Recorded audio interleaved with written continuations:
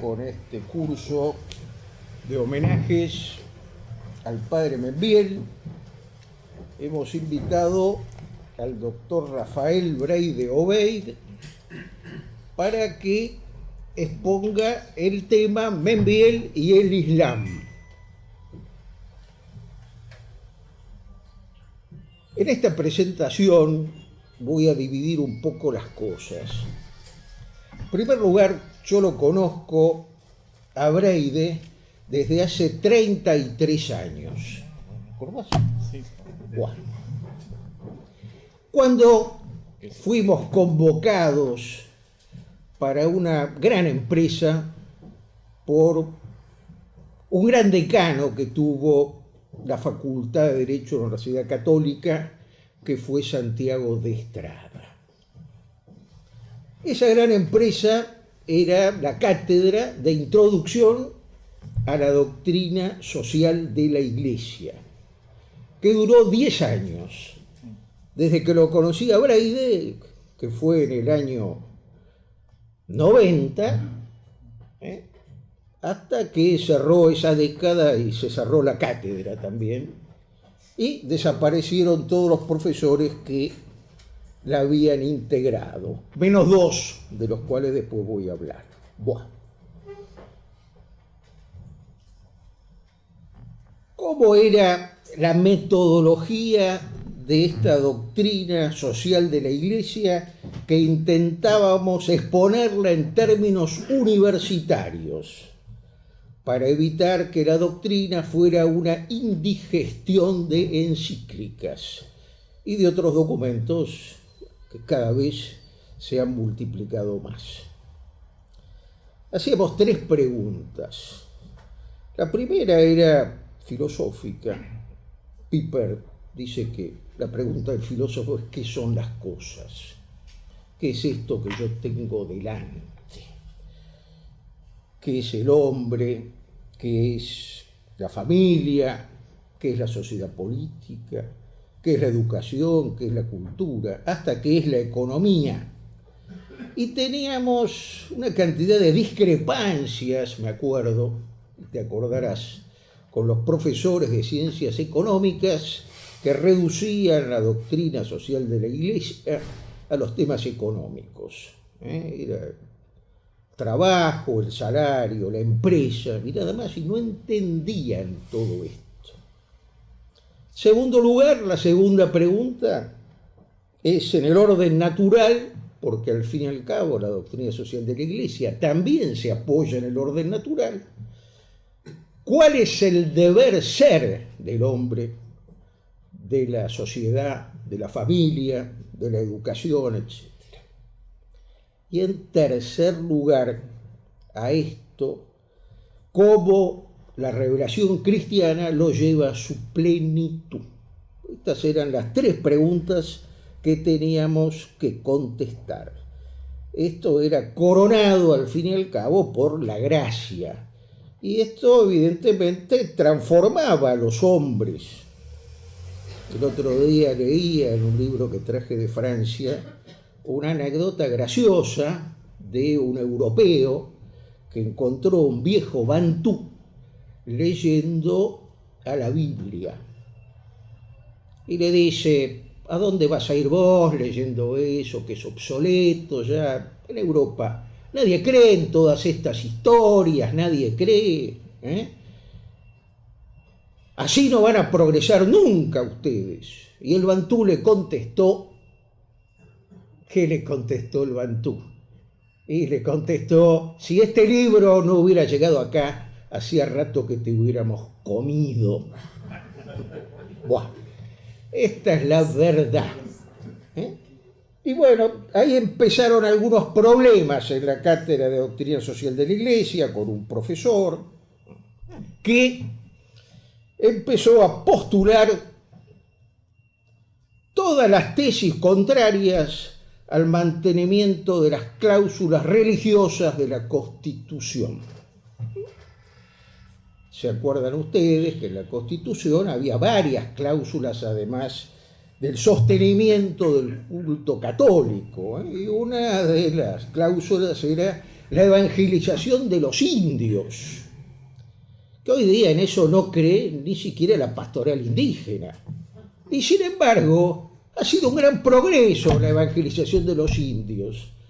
Estos periodistas, que son analfabetos locuaces, andaban buscando un indio puro, y llegaron a los indios Bichí en el norte, y se encontraron con el cacique de la Chumbita, y entonces le dijeron, bueno, ¿dónde está el brujo? Brujo no tenemos, le dijo el indio.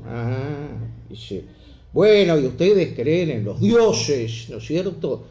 Y dice, antes cuando estábamos medio dormidos, le dice el indio, sí, creíamos en los dioses, en el dios del agua que nos daba el pescado, en el dios del bosque que nos protegía, etcétera. Ya mucho no me acuerdo.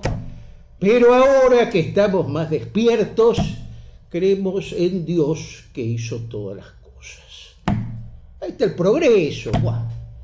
Y este individuo que formaba parte de nuestra cátedra, a la cual durante todos los meses de ese año fuimos a conversar y debatir sobre estos temas de la libertad religiosa, de la laicidad y compañía, nos traicionó, evidentemente. Y mientras el judío Manfred Schönfeld sostenía las cláusulas constitucionales religiosas, empezó a negarlas, con lo cual fue despedido de la cátedra.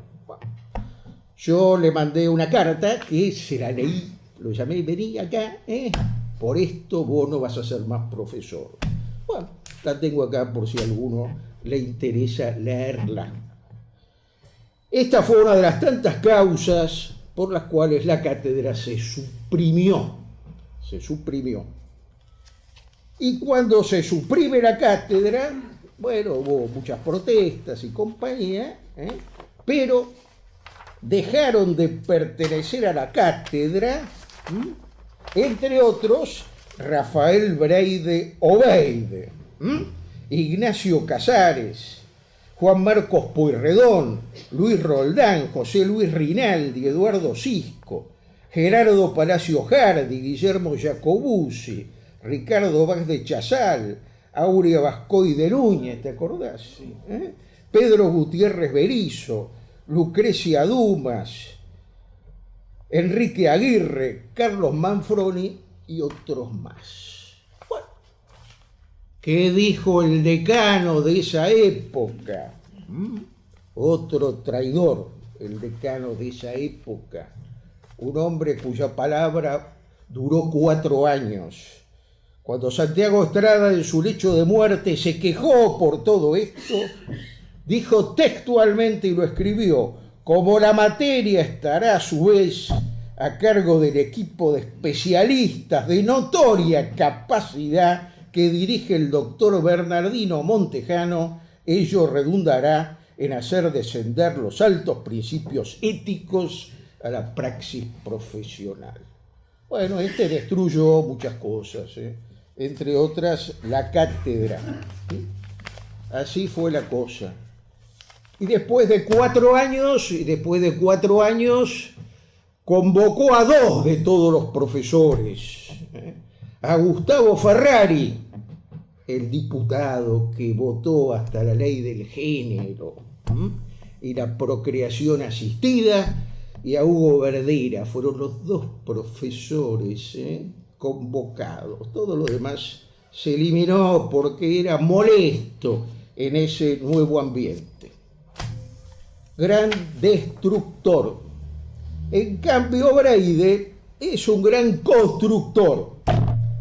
Breide hace no mucho se hizo cargo de una universidad que se llama Universidad Católica de La Plata, que estaba destruida por malas gestiones anteriores. Hizo una gran tarea de construcción. Ordenó todo ahí. Le dio vida a la editorial. Yo no sé, hizo todo lo que se puede hacer humanamente en estas circunstancias del país. Por eso se tuvo que ir. porque acá no se pueden hacer cosas buenas, este es el problema. Y entonces ahora destruyen todo lo que Breide hizo, como en la UCA destruyeron todo lo que había hecho Monseñor De Ricci, evidentemente. Y fíjense que entre los destructores arman para elogiar al destructor de la Facultad de Derecho de la UCA, que fue Alfredo Di Pietro, a quien le dieron el doctorado honoris causa. Y además los destructores, como pueden hacer cualquier cosa, se honran todos en modificar el diploma de un travesti y aparecen en todos los diarios. Yo lo que puedo decir de Breide es que lo conozco hace 33 años, que durante 33 años ha seguido con conducta, con muchas obras como Gladius, en la buena senda, que nunca ha renegado de nada, que ha hecho todo lo posible dentro de las cosas difíciles como están en la Argentina.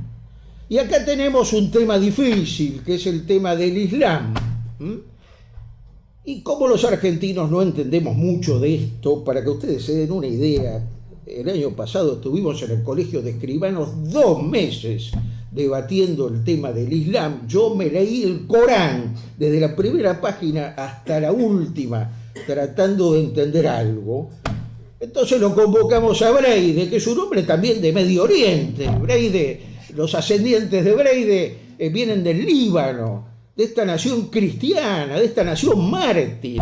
Hoy día en Siria, en el Líbano, ahí en Irán, en Irak, mueren todos los días cristianos en medio de un silencio espantoso.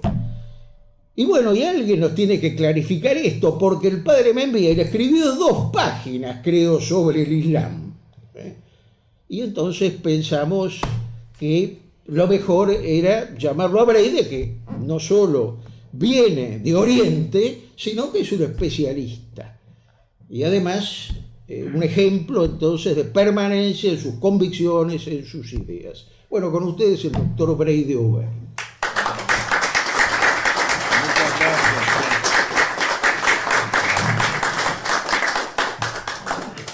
Muchas gracias por la generosa presentación y la amistad de tantos años para las buenas causas.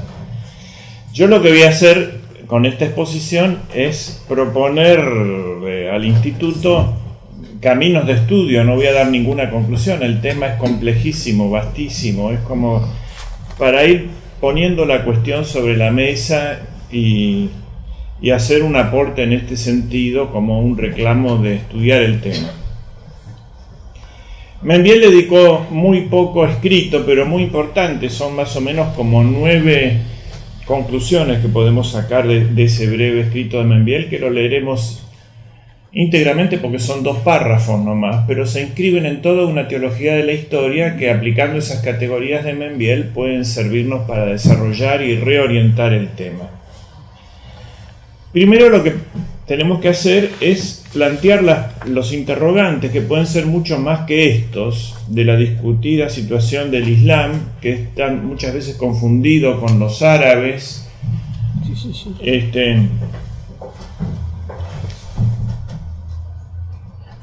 Y es una de las cosas que aclara Membiel. ¿Cuál es el origen del Islam? Por ejemplo, digo las preguntas: ¿Mahoma o debemos remontarnos a Ismael, hijo de Abraham y Agar? ¿Es un pueblo bíblico, como dice Membiel, o es una herejía cristológica externa, como dice Hilaire Belloc, las grandes herejías? ¿Es un puente entre el paganismo y el cristianismo que introdujo el racionalismo griego en Europa a través de Averroes en España y de las escuelas de medicina árabe de Sicilia? ¿O por el contrario, es la reacción de las culturas mágicas de Oriente contra el racionalismo greco-romano? Porque se han dicho las 2 cosas, que son racionalistas y son irracionales. Lo musulmán, más de 1.000 millones de almas, ¿se puede reducir a lo árabe, que son 200 millones? y lo árabe, con sus tradiciones cristianas milenarias, arameas, coptas, caldeas, ¿se puede reducir a lo musulmán? Prevalece su raíz ebionita, que quiere decir judeo-cristiana, Ebión es pobre, o gnóstica, que buscaba un milenarismo terrestre y es por lo tanto una religión exterior, una ideología de poder, o tiene un fuerte contenido espiritual y místico. ¿Es la amenaza contra el occidente cristiano o es el último refugio de una cultura tradicional contra el materialismo occidental, sede de la cultura de la muerte? ¿Qué lugar ocupan los designios divinos de la lucha de los otros pueblos bíblicos, el paganismo, el judaísmo y el cristianismo, que luchan por la dominación mundial? Ahí es donde lo inscribe Membiel. Bien, esto sería como ir planteando los interrogantes. Ahora tendríamos que pasar a los textos. Son miles y miles, pero sintetizando cuál me parecen a mí los más importantes para ahorrar estudio. En primer lugar, no hay que empezar por el Corán, según Membiel, sino por la misma Biblia, para buscar la raíz bíblica como pueblo bíblico. Luego el Corán. Dentro de nuestros escritores, Santo Tomás de Aquino dedicó por lo menos 2 libros. Uno, La Suma contra Gentiles, que va más profundo que el Islam, va a la raíz ebionita, porque el gravísimo problema que tenían era el posible alzamiento del sur de Francia, habían sido los albigenses, la rebelión de los albigenses, aliado con los musulmanes de Cataluña y de España. Y otro libro que escribió por un cristiano de Oriente, le pedía auxilio, que le dé razones de la fe, de Rationibus Fidei, un opúsculo que es una carta a un cantor de Antioquía. Otra obra importante de la cristiandad que se debe utilizar es la obra de Raimundo Lulio, que los quería convertir. Otra de San Juan Damasceno. San Juan Damasceno era el hijo del gran visir de Damasco, que se convirtió. Nicolás de Cusa también tiene obras que son clásicas, como la Criba alcoránica y sobre la paz de la fe. Nicolás de Cusa era el canciller del Papa Pío II, Piccolomini, al cual Estrada dedicó unas memorables exposiciones en la casa de Ignacio Casares hace 30 años. Bueno, él proponía en el Concilio de Florencia una alianza con los árabes para frenar a los turcos, es decir, una alianza con el pueblo bíblico. Era cuando estaba por caer Constantinopla, que eso fue una constante en Europa, ¿no? El último exponente de esa idea fue Lawrence de Arabia, que lo mandaron a sublevar a los árabes contra el Imperio Otomano. Ahí hizo Nicolás de Cusa la Criba alcoránica, una lectura del Corán como la de Montejano, tratando de buscar puntos donde poder hacer un diálogo profundo de la fe. Hay un libro sobre el pensamiento de Nicolás de Cusa de Francisco Rego, que es muy interesante porque se puede dar también para un falso ecumenismo en el afán de buscar raíces comunes. Dentro de los contemporáneos, de los grandes pensadores nuestros, por ejemplo, Chesterton, en su viaje a Jerusalén, en el año 19, ya había sido la declaración Balfour, decía: no están resolviendo el problema judío, esa fue su conclusión, están creando el problema árabe. Y Hilaire Belloc, habla de las grandes herejías y hace estudios profundísimos de que por qué cayó la mitad de la cristiandad en tan poco tiempo. Era una cristiandad falsificada, sin duda. Todo el norte de África y patriarcados tan importantes como el de Antioquía y el de Egipto, donde había habido escuelas tan importantes. El norte de África era importantísimo, había estado San Agustín, Tertuliano, y Alejandría era el foco de la cultura antigua, que ya era cristiana y cayó.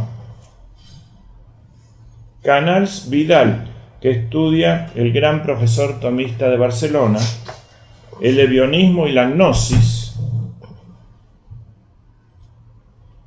También deberíamos mencionar a Miguel Asín Palacios, el gran arabista español, que está totalmente olvidado. Y sin embargo, España debe estudiarse en su integridad, porque España y el Líbano fueron los dos únicos países que le ganaron la guerra, o más o menos. Bueno, los libaneses siguen peleando hoy, 1300 años, pero España fue el único, sacando el Líbano, que pudo ganarle al Islam, y le llevó 800 años. Después de los otros países no han retrocedido. Sin embargo, es olvidado España por la gran inteligencia europea. Tenemos que leer ahora qué dicen las grandes universidades europeas, buscar autores que sean significativos. Y cada uno tiene inmensas bibliotecas de centros muy importantes. Por ejemplo, en Inglaterra, el principal pensador de Oxford es Hamilton Gibb, que escribió El Maometismo, se llama así su libro, muchísimos libros, pero este es el más emblemático, que fue editado por el Fondo de Cultura Económica en México y en Buenos Aires en el año 1952. Es el arabista de Oxford.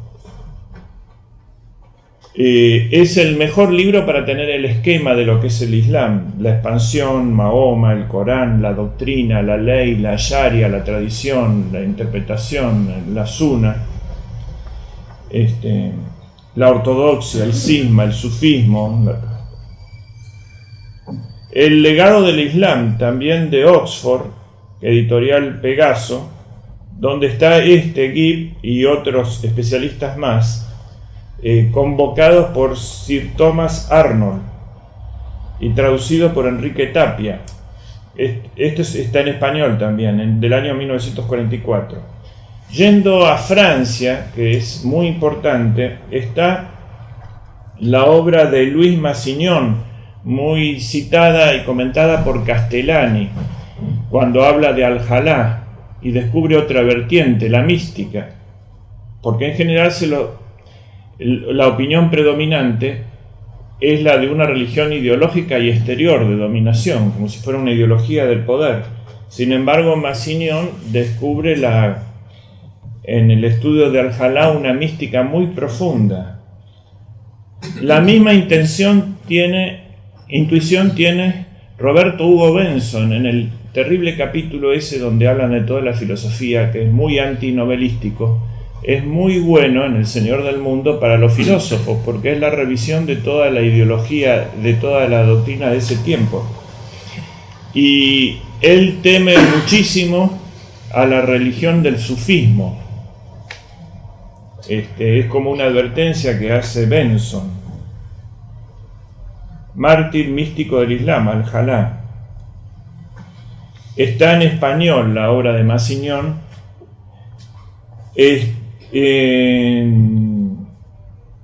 A cargo de Herbert Mason. Ha salido hace poco. Massignon era una persona descreída que la mandan a Medio Oriente, ahí tiene la fe, recupera la fe, llega a ser sacerdote católico del rito melquita, igual que el padre Baliña, así de la misa de San Juan Crisóstomo, y muere en el año 62, siendo un importante consultor del concilio para la cuestión de Oriente. Hourouni, Albert Hourouni, que es un libanés, pero que escribe en Oxford. Nació en el año 1915, creo que vive todavía, y vivió en Oxford y en Beirut. Y después, por el lado yanqui, está Said Edwards, que tiene un libro que se llama Orientalismo. Este es un palestino, pero que trabaja en las principales universidades norteamericanas, en Columbia. También nació en el año 35, es profesor visitante de Harvard y consultor del Council of Foreign Relations. quiere analizar los casos de Gran Bretaña y Francia nomás. Y en su libro, que es muy importante, que se llama Orientalismo, hace una crítica tremenda de las posiciones inglesa y francesa, y nada más, lo cual le valió la protesta de los arabistas holandeses y de otros países. Y él dice que el objeto de su estudio es la conexión entre el orientalismo y el imperio, es decir, entre un tipo especial de conocimiento y el poder imperial, como si aplicasen las categorías coloniales dominantes, ¿no? Y mezclan el objeto de análisis con ese prejuicio, estos dos centros, el francés y el inglés. Pero en el prólogo a la versión española dice que él quiso exponer solamente el orientalismo como criticar al orientalismo de Occidente como una ideología imperialista o colonialista, y que no hablar bien del orientalismo occidental, sino hacer una crítica de eso que le parecía errado. Pero ahí él descubre la clave del asunto, que es el orientalismo español, aunque no se menciona que no es orientalismo, es arabismo, en este caso es algo mucho más concreto. Bien, esto podría ser como un panorama de estos grandes autores que resumen bibliotecas para conocer las distintas posiciones. Ahora vayamos al caso de Membiel, que es el tema central. Membiel tiene varios libros referidos a la teología de la historia. Uno es 3 pueblos bíblicos en lucha por el poder mundial. Voy a decir brevemente la tesis esta porque el caso del Islam lo inscribe después en esta tesis. Él dice que hay 3 pueblos bíblicos, que son el pueblo pagano, el pueblo judío, como van apareciendo, y el pueblo cristiano, que luchan por el poder mundial. Que en Cristo es la superación, el verdadero príncipe de la paz. No desaparecen las oposiciones en los conflictos, porque en Cristo no hay ni griego ni judío, ni varón ni mujer, ni amo ni esclavo en la cristiandad. Aunque todas esas culturas se alcanzan a sí mismas en Jesucristo. Por ejemplo, la cultura judía y el pueblo judío ha sido elegido para recibir al Mesías, pues se alcanza a sí mismo, llega a recibirse y a graduarse cuando acepta al Mesías. La cultura griega es la cultura que busca la razón y el logos y se alcanza a sí misma fuera de sí misma, no en la inmanencia de su cultura, sino en la trascendencia, cuando el apóstol San Juan dice que Cristo es el verbo, se presenta como verbo, como logos. La cultura romana, que es la otra gran cultura pagana antes de Cristo, que busca la ley, bueno, todo deber ser depende del ser. Entonces hay un primer tributo a Grecia, que es el logos, y ese logos se vuelve norma, ¿no? El deber ser depende del ser, cuando además de ser luz, esa luz, además de iluminar, da calor, que es la ley del amor, que es la ley suprema, que era la que buscaban los romanos. Inclusive ellos lo intuían en sus mitos cuando se hacían hijos de Eneas, que era hijo de Venus, el amor. Bien, así cada cultura se alcanza a sí misma, no en la inmanencia de su propia cultura, sino cuando toca a Cristo. Pero esta realidad, que es la que da la cristiandad, solamente puede ser con Cristo. Es decir, unir a todos los hombres en un solo rebaño y un solo pastor es una pretensión mesiánica que solamente la logra Jesucristo. Justamente la hazaña del anticristo va a querer hacer la unión de la humanidad por la política, por la economía y, lo que más temible de todo, por la técnica. La unión mecánica del mundo, no espiritual del mundo. Estas 3 divisiones que marcan San Pablo son importantísimas, porque hombre y mujer, en Cristo no hay hombre y mujer, es todo este drama de la política de género, de la política familiar, etc., donde el hombre, la parte antropológica, no es sí mismo, sino en el cristianismo. fuera del cristianismo empieza a degradarse la propia condición humana. La economía pagana, la economía sin Cristo, tiene una sola solución: la esclavitud. No hay ejemplo de una economía fuera de la cristiana que no se resuelva con esclavos. Lo llamemos como queramos, lo llamemos, por ejemplo, que el trabajo es una mercadería, como dicen los liberales, por lo tanto esclavo, o que el trabajo hace al hombre y generan una sociedad de trabajo forzado como los comunistas, o como digan que es la flexibilidad laboral, pero siempre es que el proyecto cierra con la esclavitud. La desaparición de la esclavitud solamente puede ser donde no rige el cristianismo. Y también, por último, las luchas raciales. En Cristo no hay griego ni judío como antagonismo, solamente se da en Cristo. Sacado Jesucristo, se vuelve a todos los problemas raciales. Es decir, con la aparición del cristianismo y la debilitación de la cristiandad, volvió a aparecer la esclavitud después de 1000 años, volvieron a aparecer los problemas raciales, ¿no? Y se estableció la lucha de clases, amo y esclavo, las luchas raciales y la desintegración familiar, que es el último capítulo. Bueno, en esta circunstancia, los judíos, que es la lucha por el poder mundial, tienen la tentación para ser ellos, en los viejos términos, no para alcanzarse a sí mismos en el cristianismo, sino para alcanzarse a sí mismos fuera del cristianismo, de debilitar la sociedad cristiana, con lo cual vuelve el paganismo. Y las naciones cristianas también tienen la terrible tentación de volver al paganismo, y justamente las religiones nacionales, galicana, anglicana, etcétera, todas las que trae el protestantismo, la misma Rusia, ¿no?, cuando se hace una religión nacional, es la adoración del propio Estado representado por el líder.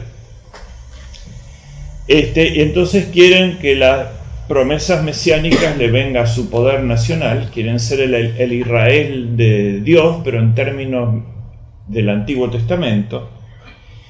Y esto produce la destrucción de la cristiandad también. Ahora, una vez establecido esto, vuelto al paganismo por un lado, y al judaísmo sin Cristo por otro, es inevitable, pueden triunfar eso, y puede ser cada uno de ellos, pero es inevitable que Roma aplaste a Jerusalén. No tenemos más rey que el César. Bueno, el César los aplastó. Así que inevitablemente en la lucha por el poder mundial, cada vez que se quiere levantar un poder anticristiano o un nuevo Mesías, que no es el Mesías, ese falso Mesías, llámese comunismo, termina persiguiendo al pueblo judío. En como les pasó en toda la historia, empezando por César, no tenemos más rey que el César.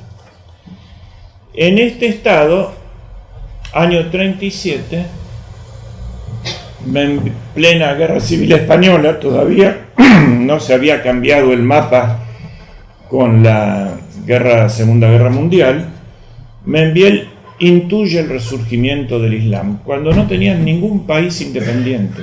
Estaban todas, hasta las grandes naciones, sometidas o a Inglaterra, o a Francia, o a España, o a Italia.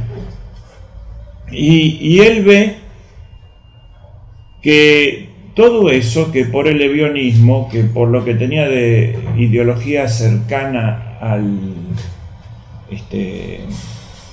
judaísmo, entre el cristianismo y el judaísmo, en España se da algo muy distinto, porque la clave es España. En España pelean, en lugar de pelear del lado comunista y del lado de los súbditos que se sublevan contra la colonia en problemas, pelean del lado de Franco, con el cual habían tenido guerra 20 o 30 años, personal. Es decir, Franco había hecho su carrera en Marruecos, y sin embargo el califa de Tetuán dice que Dios quiere que peleen del lado de Franco. Y bueno, la acción que tuvo la Guardia Mora y peleando del lado de la cruzada. Es decir, la última cruzada fue en España y la pelearon los musulmanes al lado de Franco. Hubo otra en Palestina, pero defendiendo el occidente no cristiano, digamos, el occidente como lugar, no como religión, que la pelearon los judíos. Esto es muy interesante cuando se ha perdido la verdadera esencia del cristianismo, ¿no? Pero aparecen estos dos personajes nuevos con la desaparición de los imperios centrales. Bien, entonces, ¿qué dice Membiel? Le pasa un poco como que a Dumas. Los 3 mosqueteros eran 4. Y entonces los 3 pueblos bíblicos eran 4. E interpola 2 textos que se refieren al Islam y que son muy breves y los voy a leer. Un pueblo bíblico intermedio de gran importancia histórica, los maometanos, dice. Los llama maometanos. Esto es interesantísimo. ¿Por qué no dice los árabes? ¿Por qué no dice los islámicos? Y es justamente porque el nombre correcto de lo que se llama el Islam es maometano. ¿Por qué? Porque su profesión de fe tiene un solo artículo. No hay más Dios que Dios y Mahoma es su profeta. No hay más Dios que Dios, no es distintivo para hacer una definición. Es común al cristianismo y al judaísmo. Lo distintivo es que Mahoma es el profeta. Por eso corresponde bien, es el primer hallazgo de Membiel, que los llame maometanos. Dice una palabra también sobre otro gran pueblo bíblico, de gran importancia histórica, aunque secundaria, los maometanos. Vamos a ver cómo los incluye en este esquema que eran de 3. A nadie se le oculta el origen bíblico de los musulmanes, descendientes de Ismael, hijo de Abraham, por su esclava Agar. Es decir, le pone a los maometanos una raíz bíblica. Sí, Isaac no es la única, pero es la principal. Si Isaac heredó las promesas hechas por Dios, dice Membiel, a Abraham, de las que los judíos fueron vehículo y que lograron admirable cumplimiento en Cristo, los maometanos recibieron también una bendición de Dios que se cumple a través de las edades. Citas Génesis capítulo 17 y dice: he otorgado también tu petición sobre Ismael. He aquí que lo bendeciré y le daré una descendencia muy numerosa. Será padre de 12 caudillos y le haré jefe de una nación grande. Ismael no es judío, ni es cristiano, ni es pagano. No es pagano porque viene de Abraham, después de que éste había salido de Ur de Caldea. No es judío porque aunque viene de Abraham, es excluido de las promesas hechas a Abraham. Y no es cristiano, como aparece evidente. Luego el pueblo que de él debe venir tampoco es ni una cosa ni otra. El Génesis preanuncia que su nación será grande y numerosa, e insinúa que será una nación eminentemente belicosa, no solo por llamarla grande, sino por aludir a los 12 caudillos. Y la historia nos testifica con qué abundancia se han cumplido estas palabras, que significan el carácter intermedio y de grandeza bélica que le cabe al pueblo musulmán. Los maometanos han sido, en efecto, el intermediario entre la cultura pagana, no solo greco-romana, sino también del remoto oriente y de los pueblos cristianos. ¿Quién sabe, no han de ser mañana ellos, convertidos a la fe, los que reduzcan a Jesucristo las últimas naciones de la gentilidad? Los maometanos han sido, sobre todo, bajo su condición de enemigo exterior de la cristiandad, los que han mantenido la unidad heroica de los pueblos cristianos, contribuyendo así poderosamente a su esplendor y grandeza, como un azote externo que da coherencia interna. Aclaro yo. Y en el párrafo que aparece en la página 306 del mismo libro de Dictio,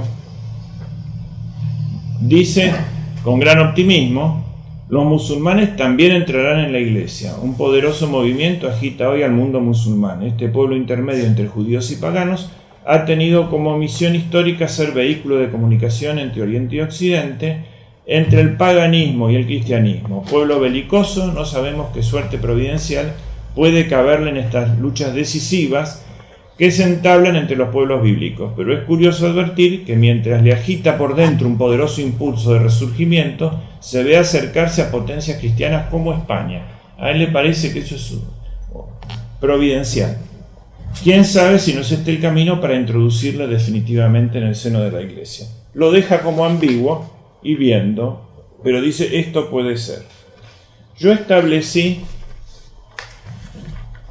8 características en el primer párrafo y 7 en el segundo, algunas se repiten. Primero, los llama maometanos. Segundo, establece que es un pueblo bíblico, por lo tanto hay que verlo en la Biblia antes que en el Corán, para ver qué va a pasar. Tercero, las promesas a Isaac se cumplen en Cristo, Agar e Ismael tienen su bendición aparte. No es judío ni cristiano ni pagano, es intermedio. El Génesis dice que va a ser una nación grande y numerosa. Y le dice, tú pondrás tu tienda frente a los demás. Todos estarán en guerra contra ti y tú contra todos. Y eso se ve desde Marruecos hasta las Filipinas. Pero lo principal no es lo que se ve, sino lo que no se ve. Las comunidades musulmanas más importantes no son estados separados, son la de la India, que son como 300 millones y que no tienen un estado aparte, y las de la China, que son 120 millones de la provincia de Xinjiang, y 5 repúblicas exsoviéticas como Kazajstán, Azerbaiyán, etcétera, que tienen 400 bombas atómicas en total. Eso no entra en los cálculos de nadie, pero es la parte del iceberg que está abajo. De hecho, están en guerra desde Marruecos hasta las Filipinas. Se extienden por el Ecuador. Son intermediarios culturales y pueden convertir a la fe y son un enemigo exterior, el azote de Dios, como decían en la Edad Media, que contribuye al esplendor y a la grandeza. No siempre fueron adversos, ni siempre, a veces estuvieron aliados a los judíos y otras veces a los cristianos. Por ejemplo, España cayó por la alianza de el hijo de Musa, Moisés, que era el jefe árabe de Túnez, tenía con una bereber de origen judío, Cajena, reina de los bereberes, un matriarca, un hijo que se llamaba Tarik. Tarik conquista España en 3 años. Y eran bereberes, es decir, los moros famosos de Mauritania, con un comando musulmán. Estos se alían con los arrianos, que habían perdido la interna del imperio visigodo con la conversión de Recaredo, y que creían que Cristo, como los arrianos, no era Dios, sino un hombre. Así que había una afinidad en la fe. Pero después ocurre un hecho extraordinario, y es que es derrocado el califato omeya de sirios blancos y una corte imperial califal se traslada a España, que el último príncipe Abdelrahman. Este era blanco y se casa y casa a sus príncipes de su corte con princesas godas, en general católicas. Por ejemplo, la madre de Averroes era goda, el hijo de la goda le decían a Averroes. Entonces ahí se produce una fractura de 4 que está en el origen de los reinos de taifas. Los árabes blancos de Siria estaban más cerca de los católicos, y los bereberes, los moros, almohades, después los almorávides, las sucesivas invasiones, estaban más cerca de la vertiente judaica. Por razones... Bueno, esto hace, por ejemplo, que un caudillo lefebrista del año 10, que era el Cid, no defendía el rito antiguo, que era el rito mozárabe, ¿no? Es expulsado por el rey Alfonso VI, y los que lo reconocen como caudillo, el nombre de Cid es un nombre árabe, son este otro tipo de árabes. Bueno, es decir, había zonas de colaboración y de conflicto, no estaban siempre de un lado o siempre de otro. También España es el lugar de mayor trasvaso cultural, era la corte presidida por el rey Alfonso el Sabio, tarea que siguió por lo menos hasta Felipe II. Felipe II fue un gran aprovechador, aunque lo quieren hacer parecer como fundamentalista e integrista. La colección más grande de libros árabes la tenía Felipe II, eran 2000 libros que están en el Escorial.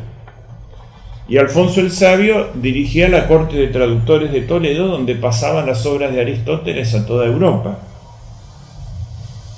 Por lo tanto, se daba esta función que dice Membiel en España mejor que en ningún otro lado. También tal vez en Sicilia, en Nápoles, donde estudió Santo Tomás, por indicación del rey Federico Barbarroja, del emperador Federico Barbarroja.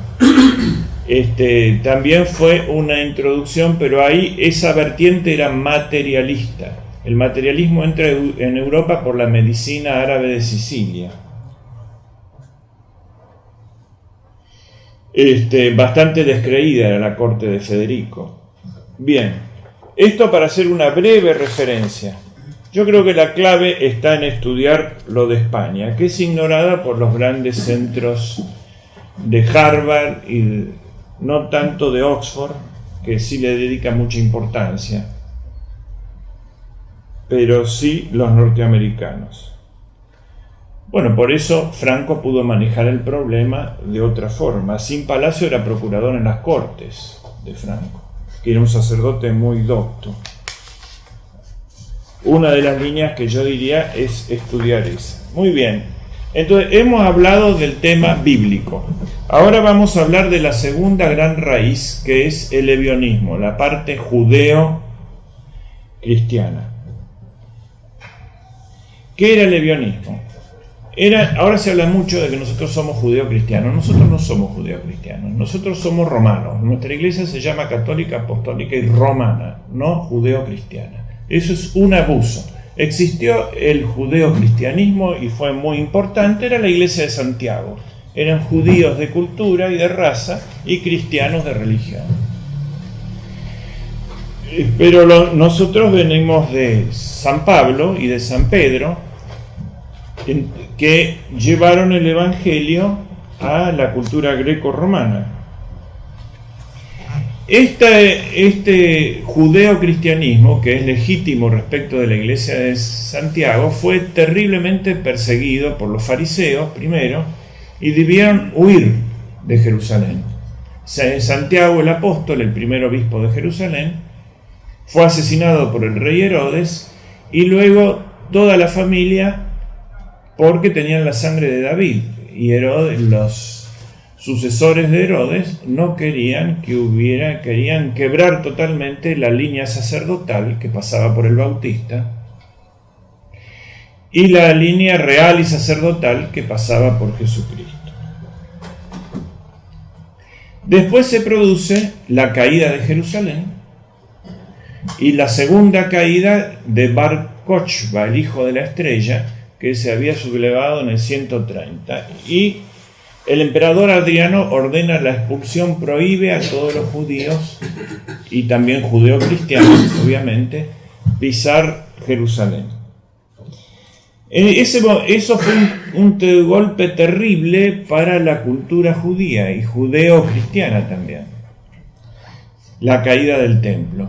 Y acá hay un hecho muy importante que tenemos que destacar, es lo siguiente. La primera preocupación, los sacerdotes habían desaparecido, estaba roto. Y la línea de los reyes también.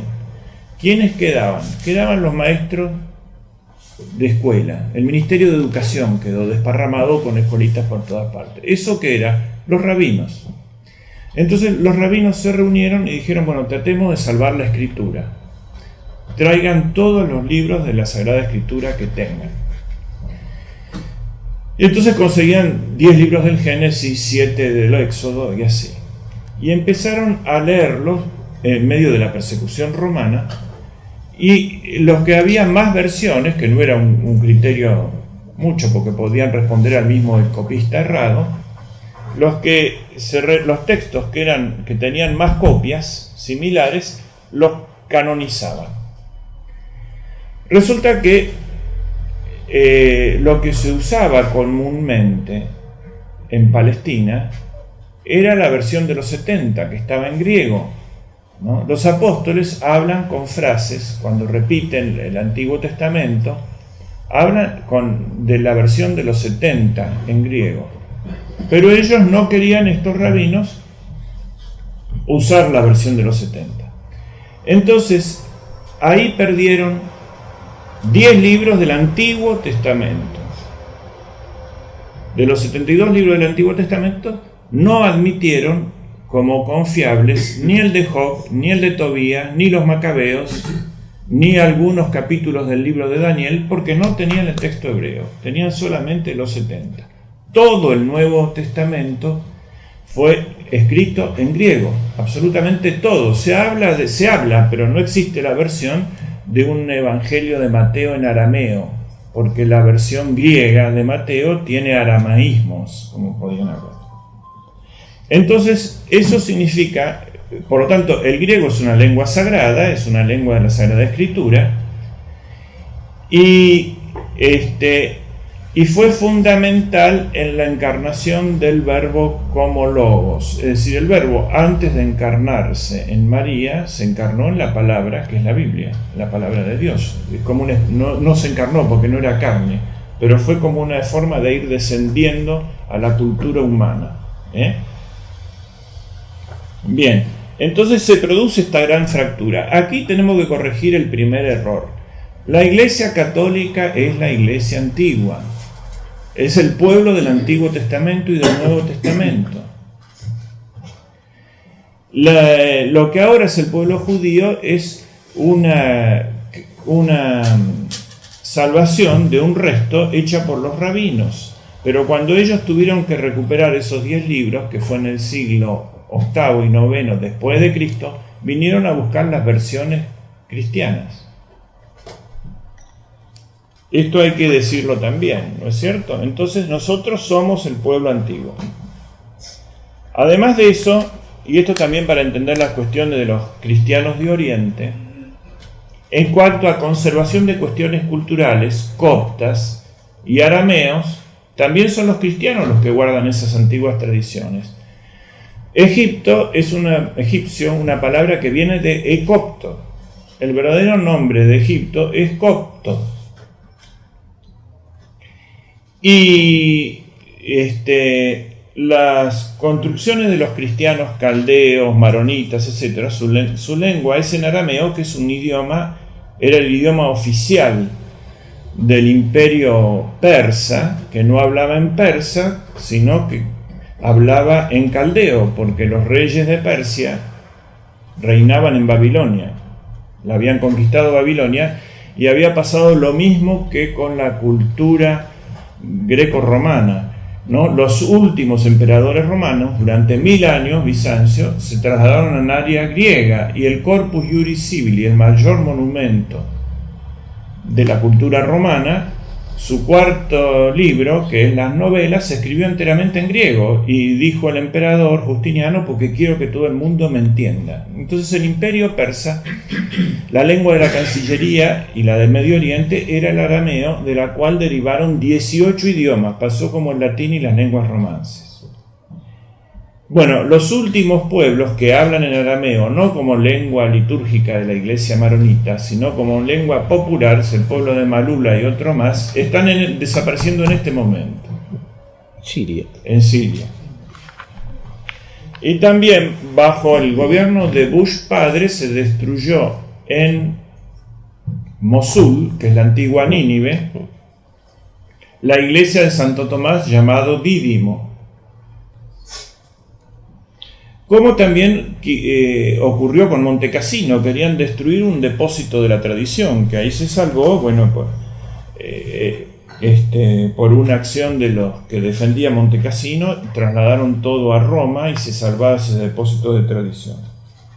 Bien, entonces, ¿qué pasó con estos judeocristianos? Se fueron distanciando de la Iglesia universal. Muchos se asimilaron en la gran Iglesia cuando vino la dispersión, y otros se distanciaron y tuvieron interpolaciones gnósticas y desarrollaron una cantidad de evangelios apócrifos. Los más importantes como antecedentes del Corán son el Evangelio de Pseudo Mateo y la Epístola de Santiago, inventadas, no son los de la Biblia, o legítimas pero interpoladas. Esto tuvo mucho que ver en el origen del Islam, estos leccionarios que eran. Entonces, llegamos así al siglo VI y empieza la aparición del actual Islam. Existían comunidades, había habido varios reinos, el reino de Palmira, de la reina Zenobia, lugares de novela, ¿no es cierto?, en el oasis de Palmira, y otros reinos que estaban entre el norte de Arabia y el sur de Siria. Uno famoso por las películas de Indiana Jones, el reino de Petra, la ciudad secreta de los nabateos, y otros lugares de ese tipo, donde se han encontrado bibliotecas importantes en arameo. Esto tuvieron muchísima importancia en el origen del Islam. Por ejemplo, muchos de los problemas de las traducciones de Aristóteles, que venían del árabe a España, no habían sido tomados directamente del griego, sino que estaban en arameo. Habían pasado del griego al arameo y del arameo al árabe. En las grandes escuelas de traductores de Edesa, que era, por ejemplo, el lugar donde había un rey que se convirtió, un rey leproso, Abgar, que se convirtió con la imagen de Cristo, con el velo que es uno de los arquetipos de la iconología. Bien, todo ese mundo estaba judeo. ¿En qué era esta ideología judeo-cristiana? ¿Qué gran resentimiento tenían? Tenían un resentimiento contra la Iglesia católica clásica, la gran Iglesia la vamos a llamar, porque había promesas mesiánicas no cumplidas con la primera venida de Cristo, y por lo tanto distorsionaban la segunda. ¿Qué eran? No había reunión del Israel disperso, al contrario, se había dispersado más. Continuaban las guerras, continuaba la tiranía, no había justicia para los pobres. Tengan mucho en cuenta porque Evión es pobre. Las naciones no estaban buscando en Jerusalén la ley, sino en Roma. No había paz mesiánica. Y seguían estando los ídolos de la gente, sin destruir. Por lo tanto, ellos querían un gobierno terrestre al modo del Imperio Romano, hecho por ellos. Por eso hicieron primero la rebelión de Bar Kokhba, que falló, y después una cantidad de intentos, y eran un centro de conspiración permanente entre Bizancio y los persas. Usaban a unos y a otros para sus intereses, y los otros los usaban a ellos también. Estos entonces, ¿en qué se diferenciaba de la gran iglesia? Que negaban la divinidad de Jesucristo, pero creían que Jesucristo era un gran profeta y creían que era el Mesías. No eran judíos, eran judeo-cristianos. Y los gnósticos, al revés, negaban la humanidad de Cristo, porque la materia era mala y Dios no podía haber tomado una carne, era una apariencia, ¿no? De esto se haría una síntesis, pero las dos cosas opuestas aparentemente negaban el verbo encarnado. Bien, ahora fijémonos en esta matriz evionista, todo el camino que tuvo en la cultura occidental. Les voy a dar dos ejemplos, por ejemplo. El marxismo. El marxismo es un judeo-cristianismo de este tipo, un mesianismo terrestre. El proletariado ocupa el lugar del pueblo de Israel. La burguesía, el de los gentiles, que hay que exterminar y apropiarse de sus bienes, los bienes de los infieles, la propiedad privada. El capital suplanta a la Biblia, es un pueblo del libro, pero el libro es el capital. Marx es el Mesías, el partido es la iglesia. El segundo advenimiento, la venida del Mesías radiante, es la revolución. El hundimiento de la burguesía equivale a la caída de las naciones idolátricas. Y el milenio es la sociedad sin clases. Entonces, las naciones apóstatas del cristianismo han optado por un humanismo antiteístico que consiste en el orgullo de creerse elegidos por la gloria de sus propias obras, que es la esencia de los fariseos. La gracia sin mayor título por parte del elegido. Nos eligieron porque somos superiores, no nos eligieron para cumplir una misión. El ebionismo sobrevivió en el marxismo, donde los elegidos y los justos son los pobres en un marco secular. Ebión es pobre. Esto se da muchísimas veces en el janseanismo y en el calvinismo puritano, que es el origen de la democracia, es el pueblo el que gobierna. El Islam, donde los musulmanes realizan la lectura judía de los profetas. En los santos de Cromwell, que oprimen a los irlandeses. En los peregrinos en Norteamérica, que exterminan a los indios. La tierra prometida es Norteamérica, el faraón es el rey Jorge. Ellos huyen en busca de una tierra prometida, tienen el derecho de exterminar a los infieles y quedarse con los bienes de los infieles y esclavizar a los hijos de Cam, a los negros. Entonces fíjense toda esta matriz ebionista. Ahora voy a leer de Castellani, cómo pone en el libro Cristo vuelve o no vuelve, cómo analiza en Norteamérica.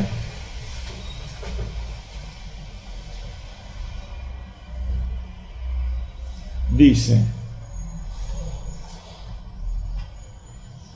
la moral norteamericana corresponde, rasgo por rasgo, dice Castellani, punto por punto al mensaje de Mahoma y no al de Cristo. La misma comprobación se podría hacer con la literatura de los demás países protestantes, lo cual omito por no caer en prolijo. La profecía de Demestre, que es el que dice que eran musulmanes en el fondo, se ha cumplido en la moral y en la dogmática, y da las siguientes pruebas de esta afirmación. La creencia en un solo Dios inaccesible, supresión y falsificación de la mística, negación de la encarnación y en general del misterio, naturalismo, antisacramentalismo, apelo a la emoción y a la acción, socialización de lo religioso, todo esto en lo dogmático, más en lo moral, poligamia, no simultánea como los musulmanes, pero sucesiva por el divorcio, esclavitud, guerra santa, para imponer la democracia transformada en religión. Se pueden pelear cruzadas, pelean cruzadas por su religión, que es la religión democrática, y que trae como botín que se pueden quedar con los bienes de los infieles, los subdes, ¿no?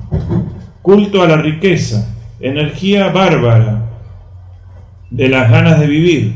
Me remito a todos los que conocen a Norteamérica. La mentalidad actual del protestantismo degenerado es maometismo cultural y religioso. Su cosmovisión o su mensaje no difieren del Islam.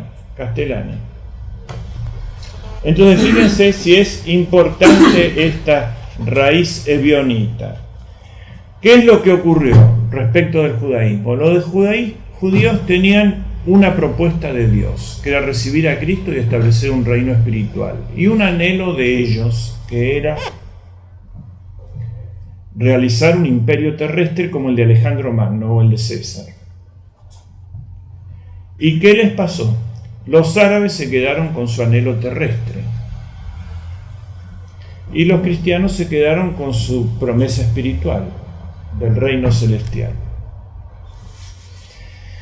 Porque el Islam realizó lo que los judíos querían para ellos, pero no para ellos como sale siempre, sino para el hermano mayor, Ismael.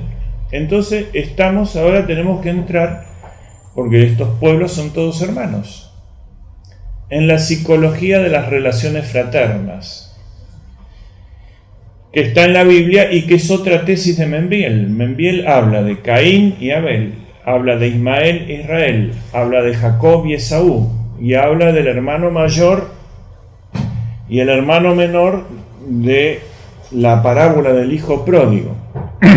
El hermano menor representa el cristianismo y el hermano mayor representa el judaísmo, en la parábola de nuestro Señor. Pues bien, no hay a priori uno bueno y uno malo. Hay un orden natural de que el hermano mayor en una sociedad agraria era el que podía trabajar y es por lo tanto el que manda y el que transmite la opinión del padre. Y hay circunstancias en que el padre elige para cumplir una misión a cualquiera de los hijos menores, al que pasa por ahí. Por ejemplo, si dijéramos un padre de 12 hijos, viene el tercero, el cuarto o el último, que es el que pasa por ahí, el mayor no está porque está trabajando, y le dice: lleva estas 12 empanadas y se las das a tus hermanos. Que él ha sido elegido y no es el mayor, pero no ha sido elegido porque es mejor, ha sido elegido para cumplir una misión. Este menor dice: me eligió porque soy el elegido, en el sentido de que soy el mejor, y por lo tanto me las dio a mí y yo no se las doy, o se las doy bajo un sistema de dominación. ¿Se entiende? Entonces establece de esa elección para una misión un determinismo. En algunos casos salió mal, como en el caso de Caín, y en otros casos, como no hay determinismo, hay libertad humana, se produjo una buena solución. Por ejemplo, Esaú y Jacob terminaron amigos, Ismael e Israel enterraron juntos a Abraham cuando murió, los dos hijos de Abraham. El hijo pródigo, el hermano mayor, no quiso que entrase. ¿Recuerdan la exposición de Castellani, que tuvo una sorpresa? Castellani, después de explicar la parábola del hijo pródigo y decir que el hermano mayor se había negado a entrar en la fiesta porque no quería que el menor volviese y entrase en la casa, le pregunta a los chicos a ver si habían atendido: ¿quién no quería que entre el hermano, quién no quería que vuelva el hermano menor? Entonces los chicos le dijeron unánimemente: el ternero cebado, porque fue a parar al asado.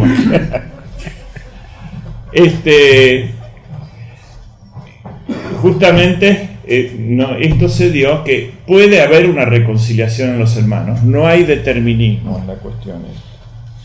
El hecho es que pero el hermano mayor es el hermano mayor. Si no se cumple la elección, si el cristiano no cumple con su deber, vuelve a mandar el judío. Esto que ha dicho el Papa Juan Pablo II de los hermanos mayores es así.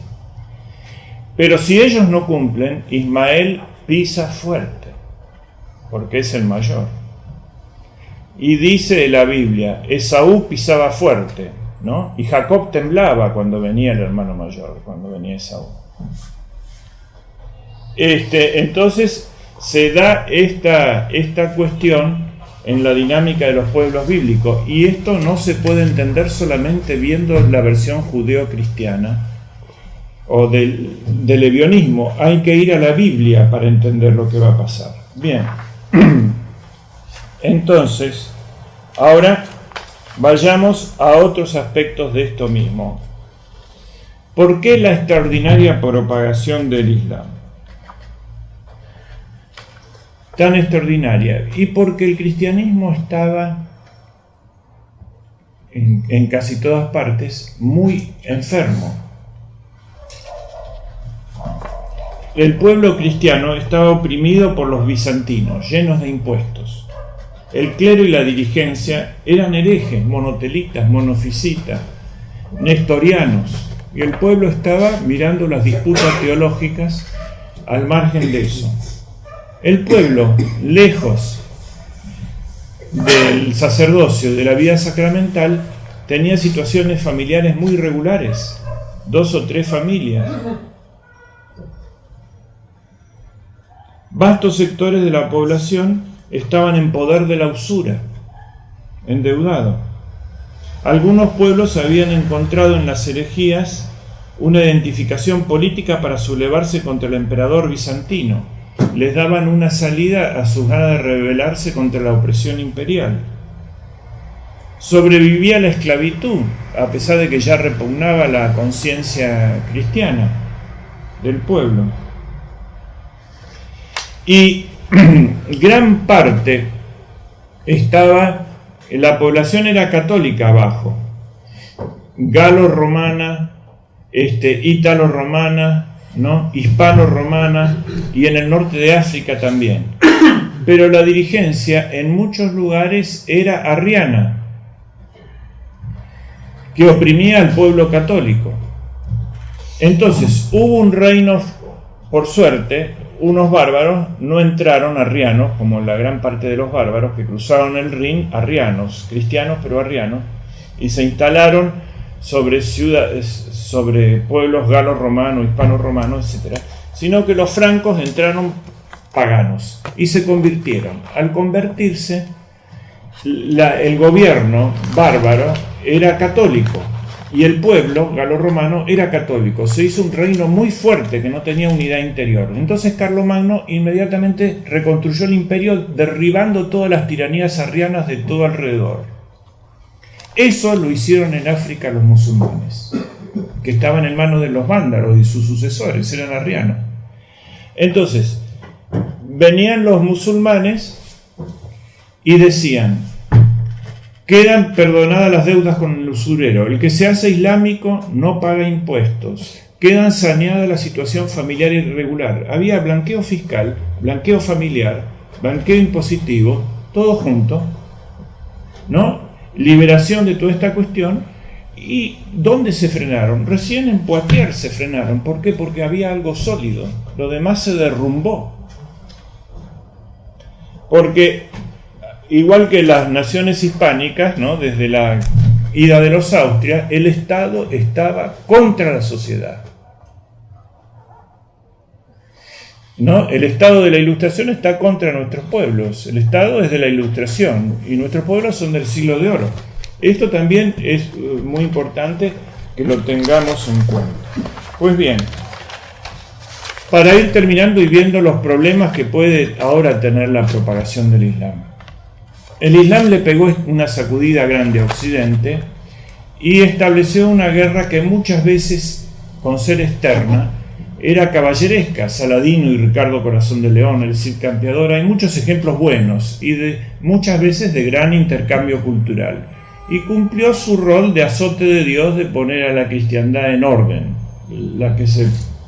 ¿no? Y cumplir su destino.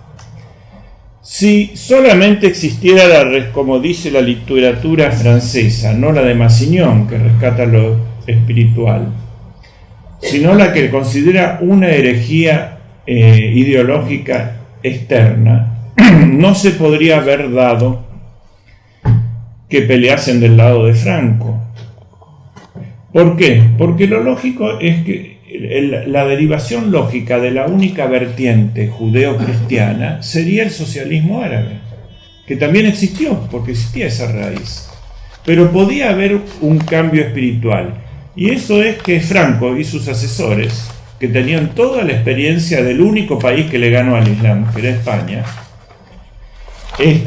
supieron manejar la otra vertiente, la del pueblo bíblico. Entonces, ¿cuáles serían las vertientes? Y con esto termino. La bíblica,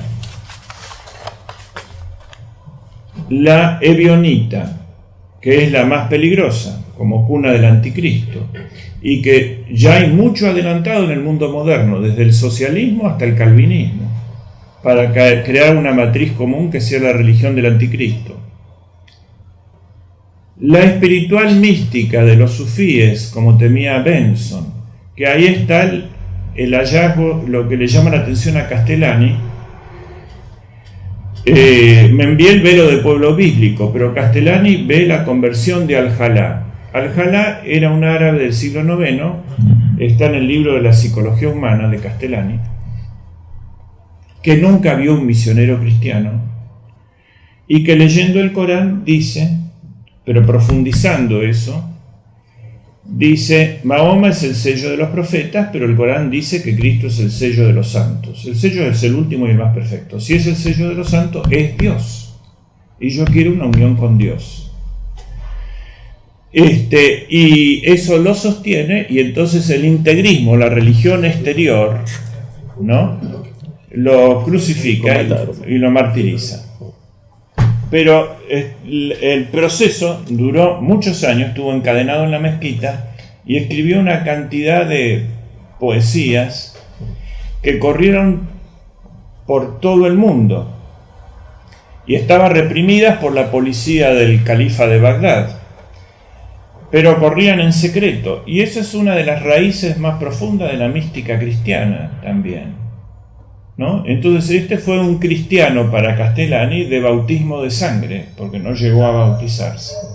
La cabeza de él la recogió la madre del califa, que era una cautiva cristiana, ¿no?, que habían llevado al harén y había engendrado a este califa, la conservó. No sabemos qué pasó, pero se pudo, cuando cayó el califato de Bagdad, destruido por los mongoles, en el año 1254, la orden de represión de la Inquisición musulmana, digamos, desapareció, y ahí se pudo reconstruir toda esta mística. Esto que la otra versión francesa dice que no es importante también para tener como una posible raíz de evolución del Islam.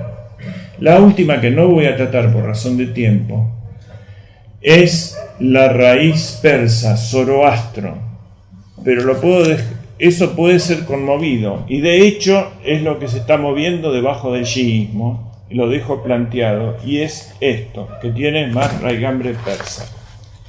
Las categorías de luz y tinieblas, de bien y mal, de arriba y abajo, las usa el Evangelio, ¿no?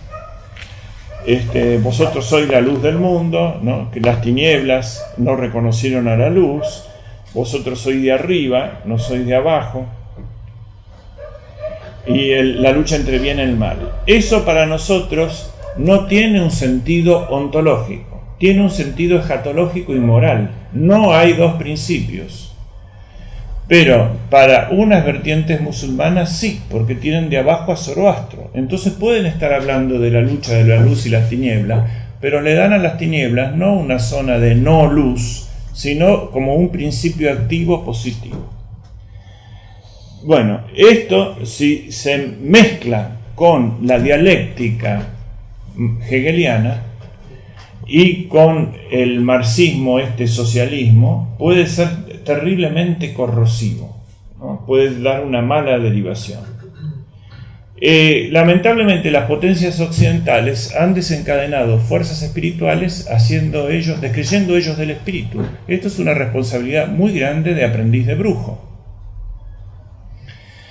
Porque, por ejemplo, copiando mal a Franco, fomentaron el fundamentalismo islámico para romper los estados socialistas árabes. El de Nasser, el de Saddam, el de quemar a Ataturk, si pudieran. Y esto lo hicieron para quebrar al comunismo en Afganistán. Pero si se mezcla con otras vertientes, ¿no?, puede ser fuerzas incontrolables.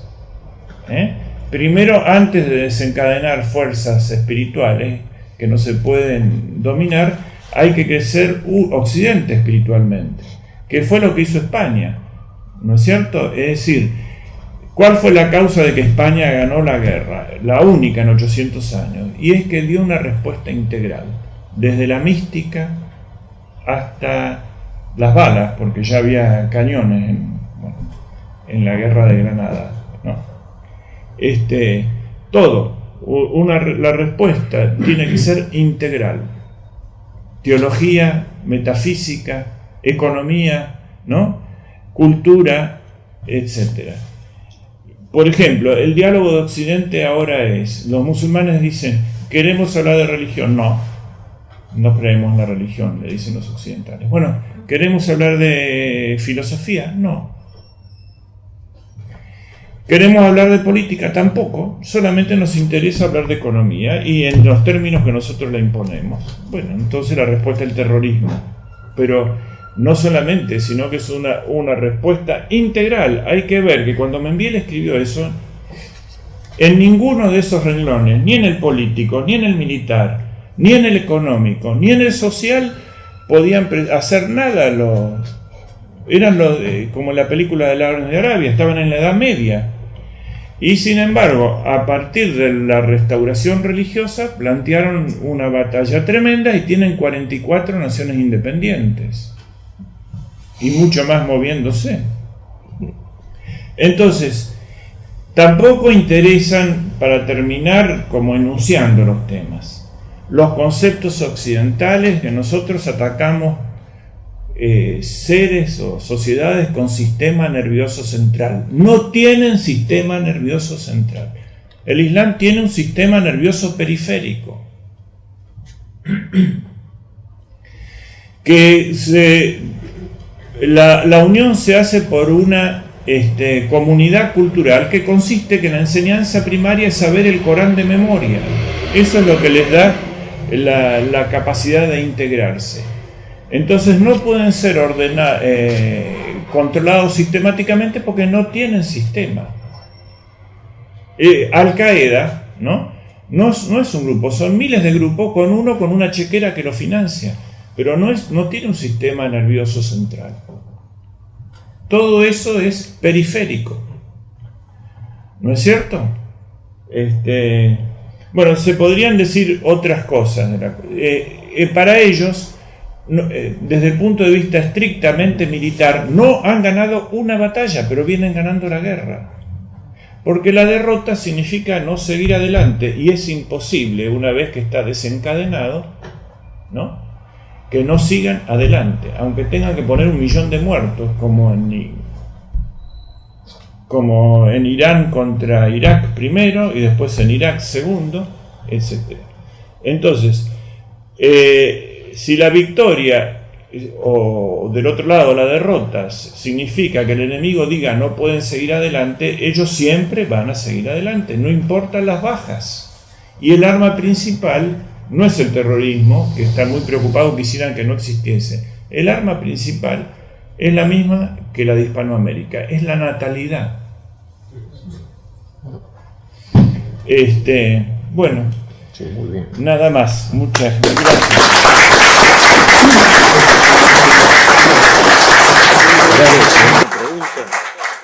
Sí, como no, lo que quieran.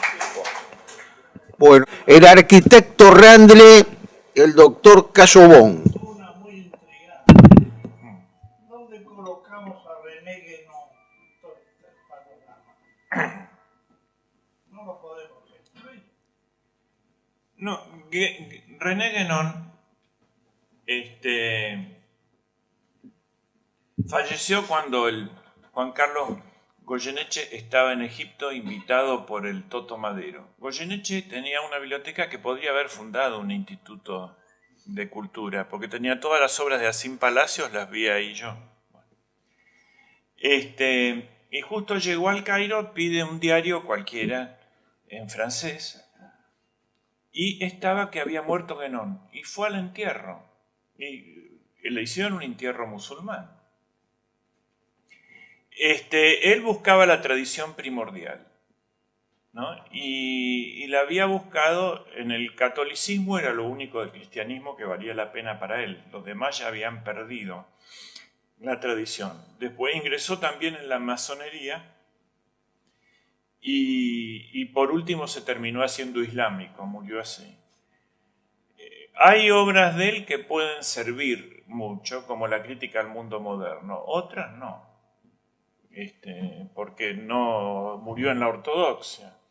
Y además en este tema, como para ir a nuestro tema que es el mundo musulmán, pero referido a él, hay un tesoro fundamental nuestro. Dijimos que lo griego, el alma de los griegos es el logos, y en los romanos es la ley, que terminan descubriendo que es el amor. En los árabes, ¿cuál es? Es la oración. Ismael significa Dios oye. Esto es lo esencial. Ahora, ¿cuándo se alcanza a sí misma la oración? Cuando Dios responde. No simplemente cuando yo rezo. Por eso Agar lo llama a Dios Ata el Roy, quiere decir el que me vio. Ella gritó en el desierto abandonada y Dios la miró y después le habló, pero primero la miró. Esto es muy interesante, porque el pueblo judío es un pueblo del oído, ¿no? Escucha Israel. Y el pueblo griego, el ideal es la visión, es un pueblo de la vista. En Cristo se juntan todas las culturas, porque es una palabra, oído, que se hace carne y la hemos visto. Es decir, la encarnación nos permite, en lugar de oír una palabra, que es lo lógico, ver también una palabra. Entonces, ahí le dice, Agar reza, y el hijo se llama Ismael, que quiere decir Dios oye, pero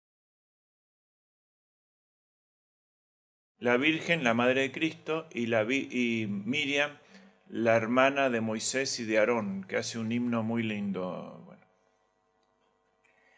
De todas formas, tienen un tremendo devoción por la Madre de Jesús. Y creen en la concepción virginal de María, y creen en el ángel Gabriel, que es el ángel que anunció a María. Y, por ejemplo, los ha conmovido mucho en la guerra del Canal de Suez. Ellos habían sido derrotados siempre por los judíos y cuando el Sadat ordena cruzar el canal estaban derrotados prácticamente antes de cruzarlo, con un fatalismo. Y en ese momento se apareció la Virgen en la iglesia copta que está sobre la casa de la Virgen en Egipto. Cuando estuve en Egipto, ahí había una iglesia copta. Hubo una aparición en el barrio copto. Y Copto quiere decir egipcio. Egipcio, y son los cristianos de Egipto que vienen de la época, bueno, racialmente vienen de antes del arabismo y del islam. Son los viejos egipcios hechos cristianos, que son ortodoxos, no son católicos. Entonces, cuando los musulmanes se enteraron de eso, sintieron como que el cielo estaba del lado de ellos y cruzaron el canal y recuperaron el canal de Suez y tomaron la línea Maginot, que se llamaba la línea Bar-Lev, que era una línea de fortificaciones que estaba del otro lado, ¿no? Y desafiaron una cantidad tremenda de defensas judías en ese sentido. Pero lo que yo les diría es a ellos que la Virgen no los va a querer si maltratan a los coptos y a los otros cristianos. Porque en la semana pasada, con estos disturbios que hubo, 48 iglesias coptas fueron destruidas. Y yo creo que es una mano extraña que trabaja en el sentido distinto de que aconseja el doctor Casabón.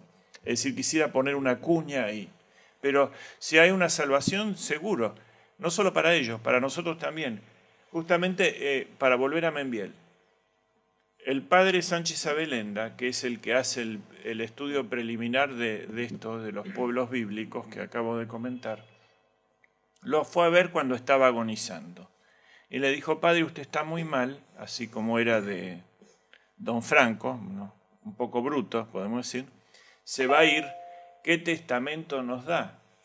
¿Hay solución? Entonces Membiel le dijo, esto me lo contó Sánchez Abelenda a mí, humanamente ninguna. Y si no hay humanamente, quiere decir que va a haber una intervención divina. Sí, va a haber una intervención divina. Pero ¿en qué podemos fundarnos para tener esa esperanza que es sobrenatural? No es optimismo, ¿no? Porque optimista no se puede ser, pero hay que tener esperanza. Y dice, en una sola cosa, le dice Membiel, en la devoción del pueblo a la Virgen María, del nuestro. Bueno, eso también sirve para el otro caso. Si hay lo que Membiel anhela, que es una conversión de ellos, seguro que va a ser por ahí. El padre Espirito tiene un estudio muy importante que salió en Micael sobre la Virgen María en el Islam.